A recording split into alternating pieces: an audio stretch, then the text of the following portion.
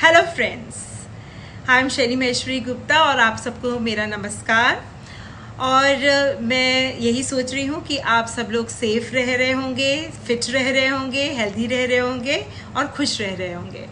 तो मैं एक ऐसा वीडियो लाई हूँ आपके सामने जिसमें हम आज एस्ट्रोलॉजिकल एनालिसिस करेंगे कि पाकिस्तान का इमीडिएट भविष्य अभी क्या बता रहा है और उसका इंडो पाक रिलेशंस का क्या निकल रहा है, क्या भविष्य फल निकल रहा है। क्योंकि भारत पर तो डेफिनेटली इस पड़ोसी राज्य का असर काफ़ी पड़ने वाला है। अगर वहाँ पर विद्रोह होगा या वहाँ पर कुछ सत्ता पलटेगी तो वो हमारे पर भी असर दिखाएगी। तो चलिए देखते हैं कि पाकिस्तान का क्या भविष्यफल है और कैसे सेना के हाथ से पाकिस्तान जा रहा है और वहाँ पर कितनी अकॉर्डिंग टू एस्ट्रोलॉजिकल कैलकुलेशंस कितनी रिबेलियस एक्टिविटीज़ अभी होने वाली हैं, काफ़ी विद्रोह होने वाला है। तो सबसे पहला पॉइंट तो ये है कि वहाँ की सत्ता में उलटफेर होने वाला है, meaning there will be overthrown of the government which will be taken over by terrorist groups और may be like religious and orthodox groups, कट्टरवादी जो हैं वहाँ के और आतंकवादी हैं, वो पूरी सत्ता को अपने पास में रख लेंगे और पावर उनके पास होने वाली है, उनके डिसीजंस होने वाले हैं, जिसके कारण सिचुएशंस बिल्कुल वहाँ पर आउट ऑफ कंट्रोल होने वाली है। और आपको सबसे इम्पॉर्टेंट मैं ये बात बताने वाली हूँ कि भारत पे बहुत इसका डिस्ट्रक्टिव असर पड़ने वाला है। बिकॉज पाकिस्तान जो है हमेशा परेशानियां खड़ी वैसे भी करता था, बाज नहीं आता था परेशानी खड़ी करने में, पर अब और ज़्यादा frequently it will be a mischief maker, a trouble maker for India. India को भी चैन से वो बैठने नहीं देगा, क्योंकि अकॉर्डिंग टू एस्ट्रोलॉजिकल एनालिसिस जो वहाँ के प्राइम मिनिस्टर हैं मिस्टर इमरान खान, वो बहुत दबाव में आने वाले हैं। Meaning he will be completely under they will be really under a lot of pressures. So that will be because क्योंकि अलग अलग according to this astrological analysis अलग अलग क्षेत्रों में लोग कश्मीर के पक्ष में अब क्या करेंगे, आवाज़ उठाएंगे। and these will not be, mind you, common people, they are not normal people. Basically they will be the collective voice behind which there will be terrorists, there will be orthodox और religious पूरी वहाँ का जो group होगा उनकी voices को वो represent करेंगे। So that's what I am trying to say कि अब वहाँ की कानून व्यवस्था बिल्कुल ख़राब होने वाली है, बिल्कुल लॉ जैसे सुलग रही है, विद्रोह होने वाला है वहाँ पर बहुत भयंकर। एंड स्पेशली वहाँ के जो धार्मिक और जो आतंकवादी जो गुट हैं वो धीरे धीरे आपस में एक को रिलेशन कर रहे हैं, आपस में जुड़ रहे हैं, सो दैट एक बहुत पावरफुल रूप से वो आगे आएँ। सो ये चीज़ एक बहुत डिस्ट्रक्टिव होने वाली है पाकिस्तान में, जिसका बहुत बुरा असर पड़ सकता है भारत पर भी। पाकिस्तान ने करीब अकॉर्डिंग टू उसके जो भविष्य पर उसकी कुंडली के हिसाब से जो अभी इमीडिएट उसकी वीनस की महादशा चल रही है, तो बाय हुक क्रुक वो कैसे भी अपने ऑब्जेक्टिव्स को प्राप्त करना चाह रहा है। तो इनफैक्ट आप ये अनुमान लगा सकते हैं कि उसने at least 500 to 600 trained terrorist with sophisticated weapons सीमा पर स्टेशन कर रखे होंगे, जो बहुत डिस्ट्रक्टिव हो सकता है, जो काफ़ी विनाश ला सकता है।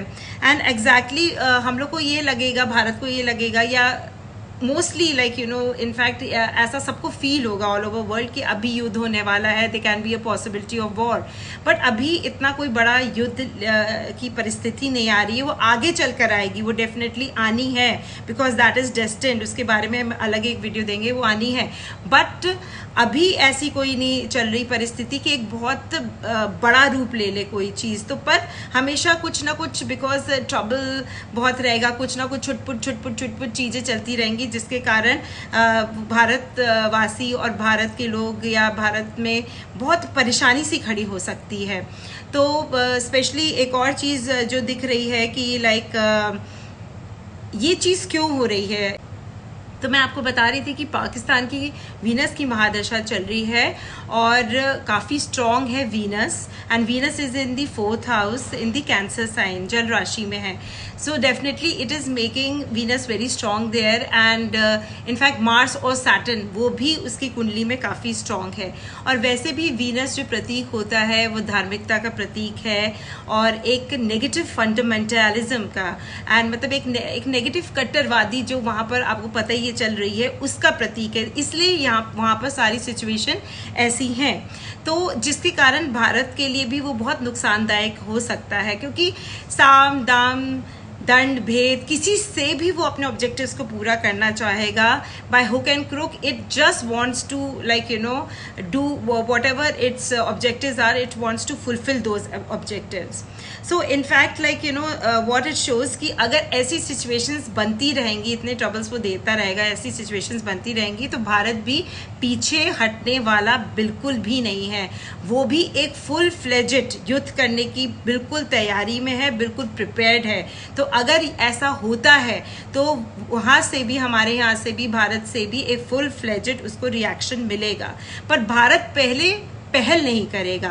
अगर वहाँ से आक्रमण होता है तब उसका रिएक्शन ही होगा भारत के लिए. मतलब भारत एक रिएक्शन वे से, एक रिएक्टिव वे से युद्ध को आगे प्रेरित करेगा. अदरवाइज वो ऐसा कुछ भी नहीं करेगा. But that all depends on how much trouble Pakistan is going to give, how much destruction it going to give to India. और अगर फुल फ्लेजेड वॉर हो जाता है तो भारत, एक अखंड भारत की जो यूनाइटेड इंडिया की जो एक छवि है, जो एक आत्मनिर्भर भारत की छवि है, तो फिर वो बिल्कुल चूकेगा नहीं. वो क्षेत्रों को अपने कब्जे में लेगा और स्पेशली भारत की सीमा का विस्तार होगा और बहुत कुछ अच्छा होगा भारत के लिए, जो हम बाद में भी बताएंगे क्योंकि अभी समय नहीं है उसका बताने का. बट भारत की सीमा का विस्तार होगा. और स्पेशली आप इतना सोच लीजिए, according to the astrological analysis जो इसका भविष्यफल बता रहा है पाकिस्तान का, कि इंटरनली एंड एस्ट्रोलॉजिकली वे से वो पूरा घिर चुका है एक तरह से. It's a puppet of other countries now because like now उसके पास finances हैं ना, resources हैं कुछ ज़्यादा. और वैसे लाइक आप ये सोचिए कि अगर युद्ध होता है तो नुकसान तो दोनों ही क्षेत्रों को होता है. तो अच्छा होता है कि अवॉइड करें युद्ध को, पर अगर जो होनी है चीज़ वो तो होके ही रहेगी. एंड पाकिस्तान में अभी आप देख लेंगे कि इमिजिएटली थोड़े ही दिनों में विद्रोह की बहुत बड़ी आशंका है. Meaning there is rebellious activities which are going to take place in Pakistan, और उसमें इमरान खान को बिल्कुल डिप्राइव कर दिया जाएगा अपने राइट से. डिपोज कहते हैं कि कर दिया जाएगा. एंड हो सकता है इससे ज़्यादा भी कुछ हो सकता है उनके साथ, क्योंकि वहाँ जो एक लोगों की एक ऑर्थोडॉक्स विचारधारा है, जो वो एक थिंकिंग है, वो बेसिकली क्या करते हैं कि लाइक बहुत अग्रेशन लाते हैं. एक लाइक मतलब already they are very aggressive. So in that way जो एक इनकी अग्रेसिव सोच है, तो वो जो ये सिचुएशन बिकॉज उनकी विचारधाराएं ऐसी हैं, तो वो कुछ जल्दी ही सिचुएशन आउट ऑफ कंट्रोल में जाने वाली है, बिकॉज वहाँ बड़ा अग्रेशन और विद्रोह होने वाला है. दैट्स मतलब I really want to tell you कि ये सारी चीज़ें जो हैं इसीलिए because of the orthodox thinking of all the जो पनाह देते हैं आतंकवादियों को, तो ये सारी चीज़ें इसीलिए अब as a result, as a fruit उनको मिलने वाली है. So they are reaping the result, they what they have sown the seed for. So in that case like कानून व्यवस्था हो गई, लॉ एंड ऑर्डर वो बहुत ख़राब हो जाएगी अभी पाकिस्तान की, वो आप देखेंगे. एंड सिचुएशन काफ़ी डिस्ट्रक्टिव होने वाली है. आर्थिक स्थिति से भी वो काफ़ी कंगाल हो चुका है, जो अकॉर्डिंग टू कुंडली जो दिखा रही है. तो इतने रिसोर्सेज भी नहीं है उसके पास कि वो मतलब कुछ लाइक अच्छा कर पाए अपने देश के लिए, क्योंकि इतने अवेलेबल रिसोर्सेज दिखाते नहीं हैं with in the country. Taxation भी बढ़ रहा है. तो अमिस ऑल दिस सिचुएशन उसके पास और कुछ नहीं है. बस वो अगर दिल जीतेगा अपने पब्लिक का या अपने राज्य का, अपने दिल जीतना चाहता है, लोगों का दिल जीतना चाहता है और डाइवर्ट करना चाहता है अटेंशन, तो वो क्या करने लगेगा कि वो भारत को पिन पॉइंट करने लगेगा, भारत में कुछ ट्रबल्स में करेगा कि भाई ठीक है कि लाइक यू नो कि हम वहाँ पर कुछ ऐसा काम करें जैसे लोग हमारे देश के लोग थोड़ा खुशी महसूस करें। तो ये सारी चीज़ें काफ़ी गलत होने वाली हैं, आउट ऑफ कंट्रोल जाने वाली हैं, जिसके कारण हो सकता है कि एक युद्ध की स्थिति बने। हो सकता है अभी छोटा मोटा युद्ध हो जो आगे चल के एक बड़ा रूप भी ले सकता है। अब पाकिस्तान में इतनी एग्रीवेट हो जाएगी सिचुएशन कि लाइक जैसे जैसे इस चक्कर में जैसे वो कुछ भी अगर एक्टिविटी करेगा तो डेफिनेटली भारत रिएक्ट करेगा। तो इसके कारण क्या होगा कि उसे मुंह की खानी पड़ सकती है, मीनिंग वो ये सोचेगा कि वो विजय प्राप्त करे पर उसे एक्चुअली मुंह की खानी पड़ेगी और उसका काफ़ी नुकसान, भारी नुकसान हो सकता है। हमारा भी नुकसान होगा पर उसका काफ़ी भारी नुकसान हो सकता है। और ये जो मैं और भी टाइम देख रही हूँ कि जैसे जैसे ये टाइम टू 2020 का बढ़ रहा है तो हम एक ऐसी परिस्थितियाँ बन रही हैं कि हम युद्ध और महायुद्ध की तरफ जा रहे हैं, जिसमें सिर्फ इंडो पाकिस्तानी नहीं, सिर्फ हिंदुस्तान भारत ही नहीं पर पूरी दुनिया इस युद्ध की तरफ धीरे धीरे बढ़ रही है, जो कि एक अच्छा साइन नहीं दिखा रहे। हम तो एक्चुअली यही प्रे करते हैं कि ये भविष्यवाणी सही ना निकले, या फिर like you know we actually I am praying कि ये सिचुएशन ना हो and people are safe sound, सब कुछ अच्छा हो, वापस वैसा का वैसा ही रहे। बट जो भविष्य है, जो फ्यूचर है, जो डेस्टिन्ड फ्यूचर है, वो तो होना ही होगा। तो वी आर जस्ट प्रेइंग कि इतना नुकसान ना हो, लोगों को जल्दी सद्बुद्धि आए। और क्योंकि आप ये देखिए जब भी युद्ध होगा तो एक विनाशकारी स्थिति अपना आप ही बनती है और बहुत विनाश होता है, बहुत संहार होता है।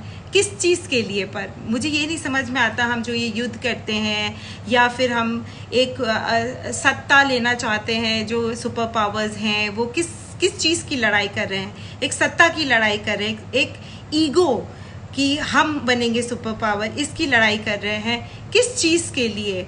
आखिरकार इतनी लाशों में बैठ के भी या लाशों पे रूल करके भी आपको क्या मिलेगा ये भी पता नहीं, क्या खुशी मिलेगी ये भी पता नहीं। So we will just pray कि ये चीज़ स्थिति ना हो, पर भविष्यवाणी है और ये डेस्टिन्ड है चीज़, तो हो सकता है कि ये आगे यही चीज़ें हो और होनी भी हैं।